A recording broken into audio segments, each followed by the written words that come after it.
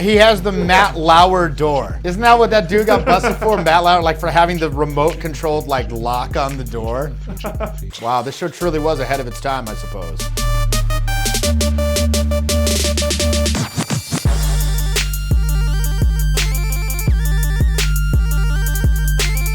What up, Proverbial Boy? Back with yet another edition of the Jeff React series, and we're continuing on with Californication, episode 3, season 1. Now, I feel like in the previous couple of episodes, we've sort of been like just hating on this character.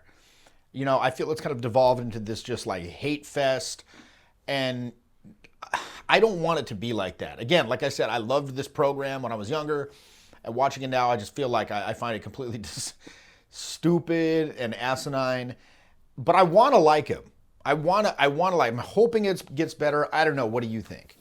Yeah, well, I mean, it's kind of a joke where we've been calling him a chomo and this and that, where we don't really think that of the character. But the things we've said so far have been warranted. Yeah. And look, like you said, we're going to give credit where credit is due. So I'm hoping that there's going to be a redemption arc here. But I guess we'll see. Let's get into it. Once upon a time, I wrote a book. That's when Hollywood came knocking at my back door. Moody! Ladies and gentlemen, Todd Carr, the auteur who took my precious little novel, transformed it into the craptastic crowd pleaser, also known as Crazy Little Thing Called Love. It's like you talking shit about me in the press. I thought you might have come by because you found out I f***ed your wife in almost every room of your house. Sorry about the rug. I didn't realize the old lady was a squirter.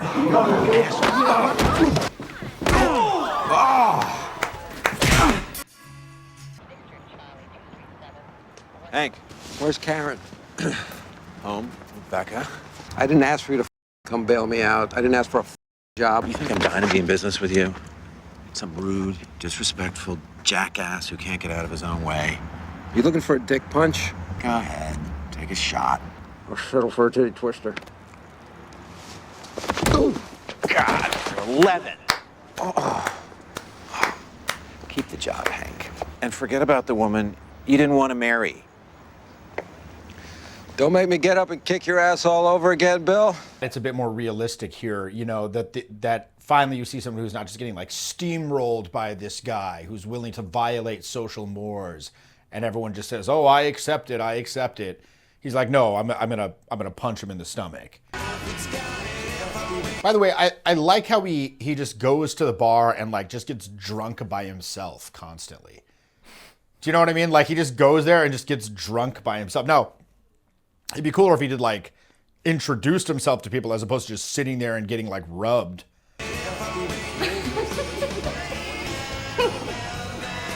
Oh,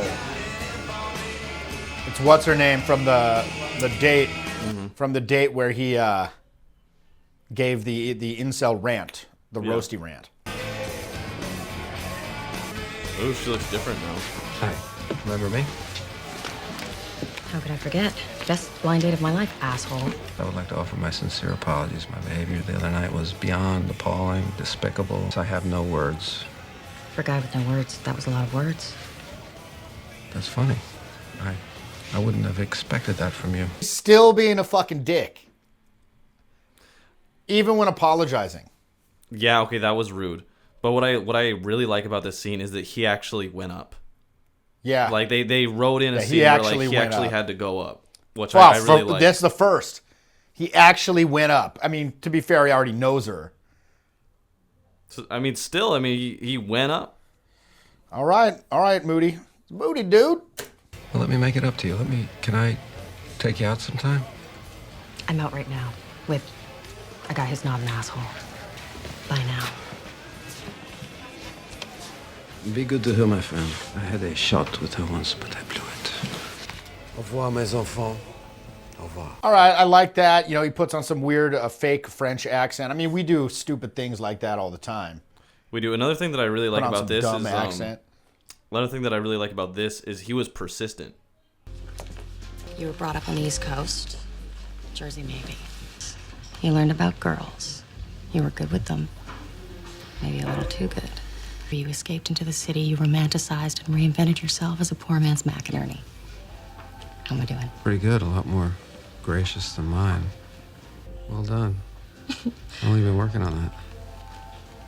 A couple weeks. It's a good story. So, okay, look, I think that let's look at the realistic elements of this. So, he goes on his roasty rant at the thing. Obviously, one thing I always like to say is they might not like me, but they're gonna remember me, right? I think it's more important to be memorable than liked in many ways.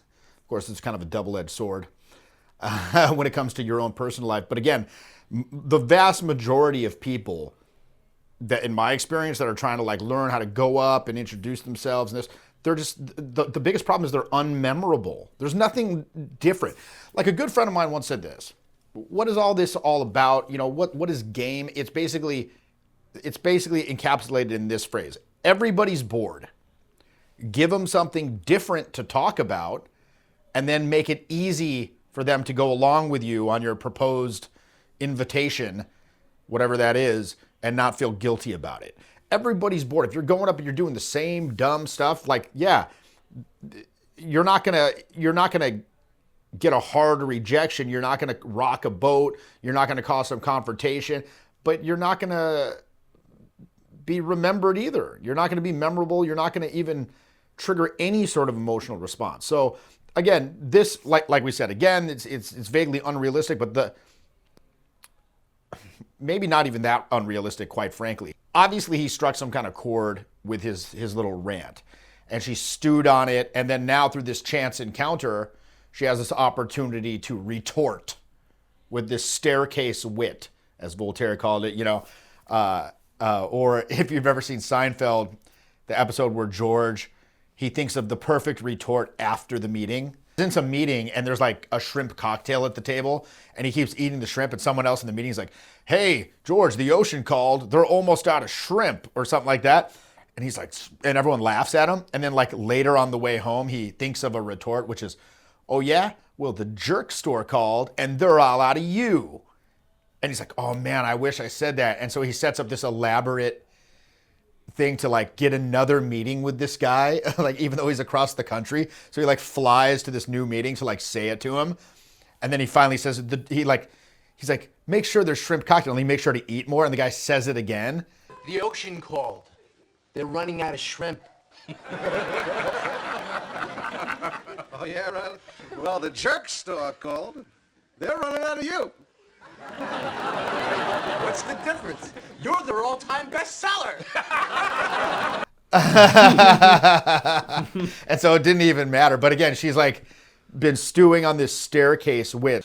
This is actually plausible. The second time around. Now, but the thing is, it's okay, what's if that's your plan, it's trigger this deep emotional thing, and then you're gonna randomly run into them at a restaurant on a date or something like that.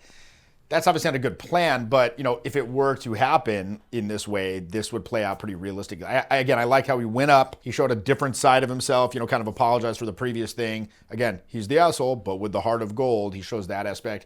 The other dude comes up, he navigates that pretty smoothly, and actually is kind of funny about it, right? Because that's another big thing too. What makes this character good is he's kind of funny, right? It's always funny. It's never he's trying to be this stoic alpha male or anything like that. He's funny. And then when she comes back with the retort, he actually explores that further. It's a good story. Any idea how it ends?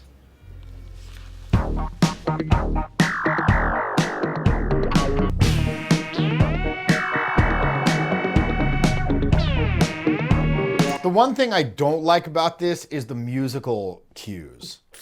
It's just literally porn music.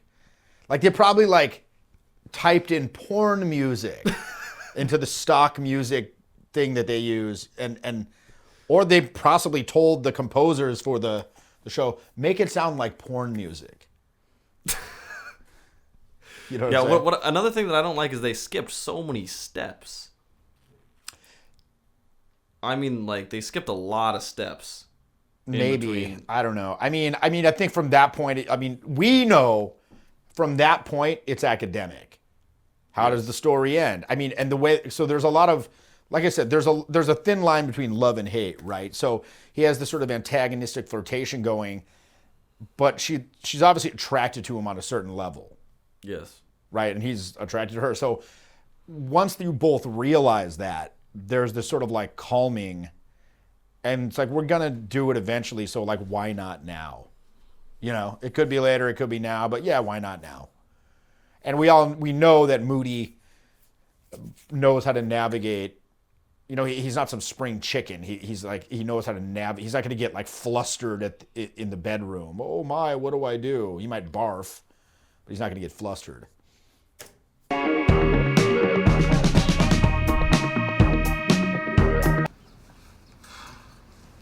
where are you going? I have to get to work. Yeah, I can't believe you were trying to slink out of here without saying goodbye to me. Hank, please, I assume this was a one-time thing. No offense, but you don't seem like the kind of guy who's looking for a lot of repeat business. You know, I get this a lot too. In fact, I got it the other night.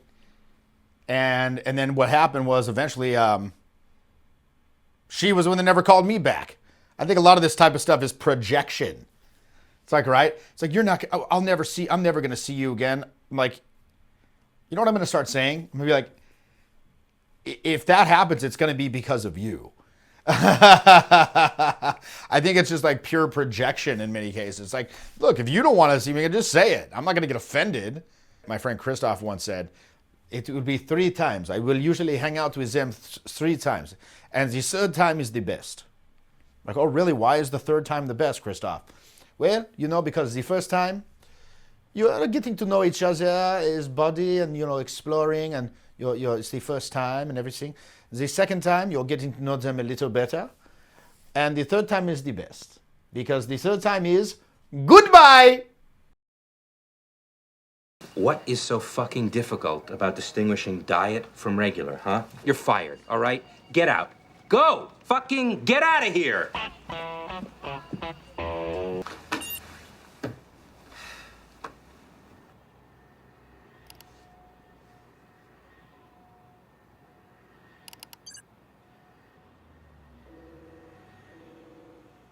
Is that his desk? Yeah, it has his, like, letterhead on it.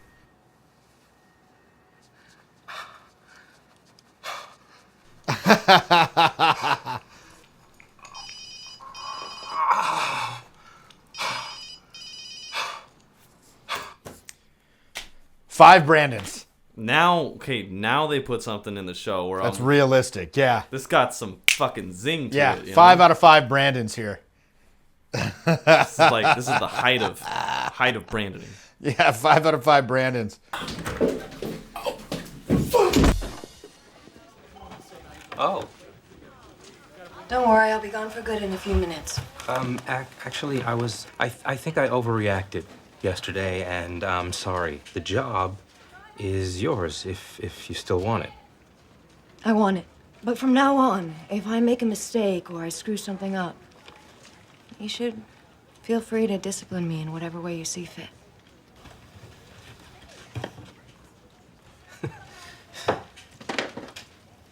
Wow, this poor little guy. This poor little masturbator. You know, this, and by the way, so I think that this is quite realistic. I'm sure that similar things are happening as we speak. As you watch this very video, some bald guy in Hollywood is jacking off in his office to photographs of his secretary or his personal assistant, whatever the hell they're referred to as now. So, and here's the thing. What's so sad about this is this guy, he goes for it, you know, hook, line, and sinker, because he has no other options in his life. Well, first of all, he's married, which is a whole other can of worms, right? I don't know how you feel about marriage or anything like that. But it's like negative options. Yeah, so he has like negative options. Well, when then again, he's unlikely, you know, he's likely unhappy in the marriage as well. Otherwise, he wouldn't even be considering this, doing, you know, whatever he's considering at this time. You know, indulging in this like kinky, you know, dom sub dynamic with the PA. But again, this is one reason why. Like, so let's take for example, like, let's say for example he's not married. Let's take that out of the equation here. for him to indulge in this is, especially nowadays, it's the height of foolishness, right? Obviously, it's the height of foolishness. Why is that? You get in trouble. He's gonna get in massive trouble. What this really speaks to is the issue of why we would advocate learning these skills in the first place. Why would you want to learn the skill of being able to go up and introduce yourself to strangers that you find attractive and to, you know, smoothly and skillfully navigate those situations with someone that's not in your social circle or not in your business circle or your work circle? Precisely for this reason. Now, again, I don't remember exactly what happens with this plot line, but I can't imagine this ending well. You know, I can't imagine this being like, and it works out super great, and everyone's happy, and she gets a promotion, he gets a promotion, and the workplace is totally harmonious. It's like, no. Best case scenario, they leave without incident, and you go your separate ways. Worst case scenario, you're fired, you're possibly fined or imprisoned or something. I don't. Lord knows. Yeah, So I think that's the main thing here is like it could go so much worse when it's at your work. Yeah, of course. Or even in your social circle for that matter. It can disrupt the dynamic. So you're absolutely nuts if you're doing these things in those situations. But again, a great man once said, there's only one thing creepier than learning game. And that's not learning it. Because it's not as though those energies are just going to dissipate into the fucking mist and you're going to just be this like perfectly harmless person twiddling your thumbs. No, you're going to find some other weird shit to do. So people feel like they can talk to the person when they already kind of know them. But the irony is like the consequences for approaching a stranger when you don't need to go back to that place again is essentially zero. I mean, we interact with folks all the time. Not even essentially zero, literally zero. Literally zero. Whereas the consequences for this, on the other hand, could be life-shattering. So that's why you actually want to learn these skills. That's why it's actually absolutely imperative that you learn these skills. So you don't have to do this at work. You don't have to date people from your social circle or from work. And even beyond that, you know, you can strike up conversations with anyone. You could be on a vacation and you can just go to a local bar by wherever you're staying and strike up a conversation with a local. And they can show you the real cool stuff, not just the touristy attractions and stuff like that. You can make lifelong friends. Again, there's so many reasons why you'd want to actually learn these skills. And then conversely, there's so many reasons why not learning them can result in absolute disaster for your life. Thank you. This is not a macchiato. What am I going to do with you? Whatever you want, boss.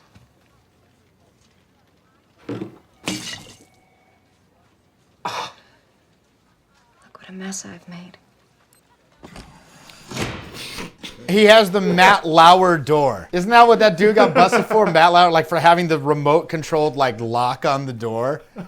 Wow, this show truly was ahead of its time, I suppose. I should get that for the van. Bleep, and the door just... Which wouldn't even make sense. You could just close it with your hand. It's right there. My family goes on without me, while I drown in a sea of pointless pussy. There are things I need to figure out, for her sake at least. The clock is ticking. The gap is widening. She won't always love me no matter what. So there you go, not a super eventful episode insofar as the travails of Hank are concerned. However, I think the big takeaway from this one remains the sordid tale of the agent Charlie Runkle getting involved in this weird workplace kink relationship or whatever. Clearly very inappropriate. And again, this merely underscores the absolute necessity of learning social skills. So you don't have to date in your workplace. You don't have to date in your social circle where it could become a problem somehow down the road. You want to live a life of abundance where you can just go outside. This is why it's always just like boggled my mind. It's like, why would you subject yourself to this potential danger? Well, because I guess really what it comes down to is the fear of having to, of the thought of even approaching someone that you don't know is so strong. You know what I mean? Yeah, and if you don't get over that, it's gonna destroy your life. It's one of these things where like someone doesn't want to diet and exercise, and they put it off, and they put it off, and they put it off, and eventually it leads to shortening your lifespan by decades. Yeah, it gets to a point where it's almost impossible to recover from, right? Because it's like, look, you're what, 22 now? You can shove. This kid can shove Taco Bell down his mouth and just pure garbage down his mouth. In fact, last week he was so poor he was living off of cake. I was, yeah. He was living off of cake and like sticks of butter or something. I'm like, what the hell? This is like your food?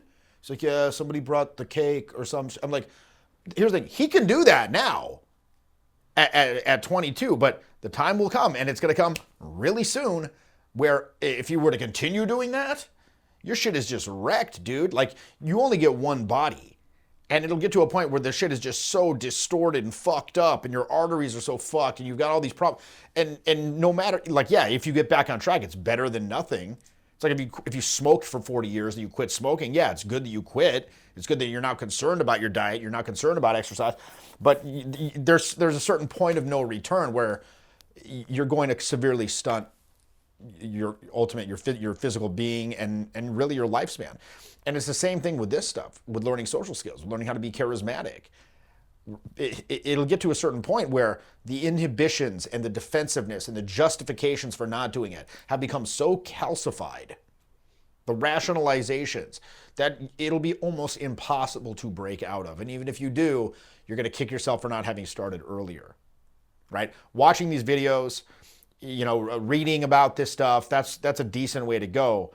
But in my personal experience, the most significant leaps and gains in progress come from learning this stuff in a hands-on environment, in a hardcore learning environment where you can get immediate feedback from a highly experienced teacher. And that's why we do live in-person, in-field training programs. I'm doing them pretty much all over the United States in this upcoming year. You can go to jeffyinperson.com. I've been teaching these programs for 20 years. I've helped literally thousands of people go from a place where they have to resort to these workplace trysts and all this nonsense and self-sabotage. And on a certain level, you know what's wrong.